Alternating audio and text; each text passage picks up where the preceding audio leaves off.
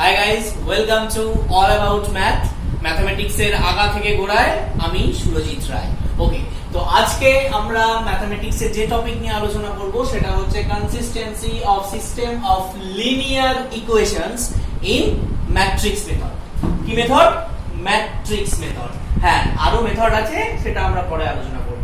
ওকে, তো লিনিয়ার ইকুয়েশনের সিস্টেম, সেটার কনসিস্টেন্সি কিভাবে টেস্ট করতে হয় সেটাই আমরা শিখব। তো এখানে একটা সিস্টেম অফ লিনিয়ার ইকুয়েশনস লেখা আছে of 3 variable x y z, তিনটে ভেরিয়েবলের একটা সিস্টেম লেখা আছে, তিনটে ইকুয়েশন। তো এটা কনসিস্টেন্ট কিনা আমাদের চেক করতে হবে। তো আমরা এটা ম্যাট্রিক্স মেথডে কিভাবে সলভ করতে হয় সেটা শিখে নিয়েছি অলরেডি। কি করতে হয়? একটা কোএফিশিয়েন্ট ম্যাট্রিক্স লিখতে হয়, ক্যাপিটাল A, কোএফিশিয়েন্ট গুলোকে নিয়ে, যেগুলো ব্ল্যাক কালিতে লেখা হয়েছে, এরকম একটা ম্যাট্রিক্স।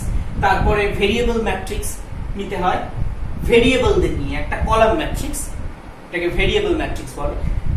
আর নিতে হয় রিকোয়ারমেন্ট ম্যাট্রিক্স, ক্যাপিটাল B, এটাও একটা কলাম ম্যাট্রিক্স।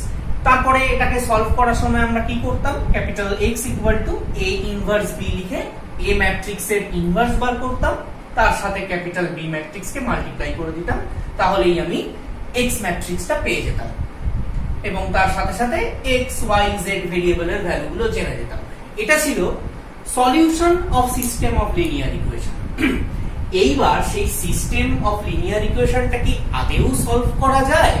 যদি সলভ করা যায় তাহলে তার কতগুলো সলিউশন থাকবে, একটা নাকি ইনফাইনাইটলি মেনি?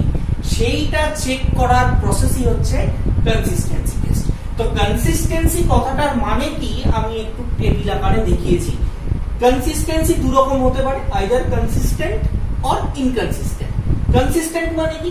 কনসিস্টেন্ট মানে either the system has unique solution. Unique solution কথাটার মানে হলো x y z ভেরিয়েবল গুলোর ঠিক একটা করেই সলিউশন থাকবে যারা এই তিনটে ইকুয়েশনকেই স্যাটিসফাই করে। আর ইনফাইনাইটলি মেনি সলিউশন, এই কথাটার মানে হলো x y z এদের ইনফাইনাইটলি মেনি ভ্যালু পাওয়া যাবে যারা নাকি এই তিনটে ইকুয়েশনকেই সাইমালটেনিয়াসলি স্যাটিসফাই করে। আর এই দুটো কেস মিলিয়েই হয় কনসিস্টেন্ট। অর্থাৎ সলিউশন যদি থাকে, একটা হোক বা ইনফাইনাইটলি মেনি, তাহলেই কনসিস্টেন্ট। ওকে, আর ইনকনসিস্টেন্ট কথাটার মানে হচ্ছে there is no solution at all, মানে x y z এর এমন কোনো ভ্যালুই পাওয়া যাবে না যারা নাকি একসাথেই তিনটে ইকুয়েশনকে স্যাটিসফাই করতে পারে, সেটাকে বলা হয় ইনকনসিস্টেন্ট। তো আমরা এই ব্যাপারটাই টেস্ট করব যে এই সিস্টেমটা কি ধরনের সিস্টেম, আমরা ওটাকে সলভ করব না। ওকে, তো এটার জন্য আমাদের কি করতে হবে দেখে নিই। টেস্টের মেথড হলো, ফার্স্ট আমি ডেট A ক্যালকুলেট করব। ডেট A মানে এই যে কোএফিশিয়েন্ট ম্যাট্রিক্সটা ছিল, সেই কোএফিশিয়েন্ট ম্যাট্রিক্সের ডিটারমিন্যান্ট ভ্যালু বার করতে হবে। যদি সেটা নন জিরো আসে দেন ইটস ফাইন, তাহলে তো বেঁচে গেলাম। The solution is unique. Unique solution মানে অবভিয়াসলি কনসিস্টেন্ট, আর ইউনিক সলিউশন হলে আমরা সেটার সলিউশন বার করব। কখন? তাহলে যদি নাকি ডিটারমিন্যান্ট অফ A যদি নন জিরো হয়। কিন্তু যদি ডিটারমিন্যান্ট অফ A জিরো হয়, তখন দুটো কেস অ্যারাইজ হতে পারে, আইদার ইনফাইনাইটলি মেনি সলিউশন থাকতে পারে, আদারওয়াইজ নো সলিউশন হতে পারে। তো কখন ইনফাইনাইটলি মেনি সলিউশন হয় সেটার জন্য খুব ভালো করে লক্ষ্য করো, অ্যাডজয়েন্ট A ইনটু B, এই একটা ম্যাট্রিক্স তৈরি করতে হবে। এই ম্যাট্রিক্সটা যদি নাল ম্যাট্রিক্স হয়, এটা জিরো নয় বাবা, এটা হচ্ছে নাল ম্যাট্রিক্স। অ্যাডজয়েন্টে একটা ম্যাট্রিক্স, B আর একটা ম্যাট্রিক্স, দুটোকে মাল্টিপ্লাই করলে এটা ম্যাট্রিক্স। সেটা যদি নাল হয় তাহলে ইনফাইনাইটলি মেনি সলিউশন থাকবে। আর যদি সেটা নাল ম্যাট্রিক্স না হয়ে অন্য যে কোনো ম্যাট্রিক্স হয়, তাহলে আমরা বলবো the system has no solution. কেন হলো? কারণ লক্ষ্য করো, এখানে ছিল x equal to A inverse B। A inverse মানে আমরা কি লিখতে পারি? adjoint A by det A into B। এখানে 0 এই কেসে, তাই এবার আমরা এই অ্যাডজয়েন্ট A ইনটু B এই ম্যাট্রিক্সটাকে ক্যালকুলেট করব। যদি সেটা নাল ম্যাট্রিক্স আসে তাহলে বলবো ইনফাইনাইটলি মেনি সলিউশন, আর যদি নন নাল ম্যাট্রিক্স আসে তাহলে বলবো নো সলিউশন। ওকে, তো এই ব্যাপারটাকে আমরা একটা পার্টিকুলার প্রবলেম নিয়ে ডিসকাস করব। ওকে, তো এখানে আমি একটা সিস্টেম অফ লিনিয়ার ইকুয়েশন লিখেছি।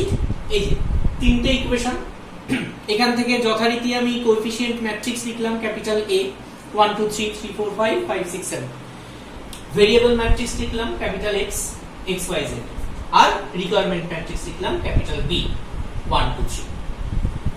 এবার কনসিস্টেন্সি চেক করতে গেলে যেটা বলেছিলাম যে সবার আগে আমাকে দেখতে হবে ডিটারমিন্যান্ট অফ A কত। ডিটারমিন্যান্ট অফ A এর ভ্যালু এটা ক্যালকুলেট করলে তোমরা দেখতে পাবে 0 আছে। সিম্পল, এক্সপান্ড করেও দেওয়া যেতে পারে, আদারওয়াইজ প্রপার্টি লাগিয়েও ইজিলি দেখানো যায় যে এটার ভ্যালু 0। তো ডিটারমিন্যান্টের ভ্যালু 0 এসেছে মানে বস এই কেস, তখন ইউনিক সলিউশন তো হবে না, তার মানে either infinitely many solution otherwise no solution. তার জন্য আমাকে কি দেখতে হবে, adjoint of A into B ম্যাট্রিক্সটা কত আসে। তো অ্যাডজয়েন্ট অফ A ম্যাট্রিক্সটা এই রকম আসবে। তোমরা অ্যাডজয়েন্ট অফ A ক্যালকুলেট করতে জানো, A ম্যাট্রিক্স এরকম থাকলে অ্যাডজয়েন্ট অফ A ম্যাট্রিক্স এইটা আসে। ওকে, অ্যাডজয়েন্ট অফ A পেয়ে গেলাম। এবার অ্যাডজয়েন্ট অফ A এর সাথে আমার এই B ম্যাট্রিক্সকে মাল্টিপ্লাই করব। অ্যাডজয়েন্ট অফ A এর সাথে B ম্যাট্রিক্সকে মাল্টিপ্লাই করলে দেখা যাচ্ছে 0 0 আসছে। এই যে বাবা, এইটা মানে হলো নাল ম্যাট্রিক্স 0 0 0।